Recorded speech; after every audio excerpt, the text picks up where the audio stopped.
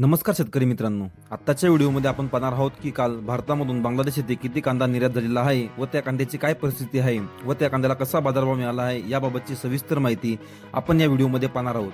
मित्रांनो, आपल्याकडे गोजाडांगा बॉर्डरवरील कांदा निर्यात रिपोर्ट हा प्राप्त झालेला आहे। मित्रांनो, काल गोजाडांगा बॉर्डरवरून 63 गाड्यांची निर्याती झालेली आहे।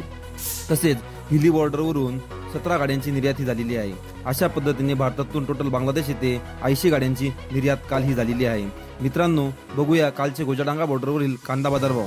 मित्रांनो, नाशिक जिल्ह्यातील कांद्याला 61 ते 65 रुपये किलो पर्यंतचा बाजारभाव हा मिळालेला आहे। तर साऊथ येथील नवीन कांद्याला 63 ते 65 रुपये किलो पर्यंतचा बाजारभाव हा मिळालेला आहे।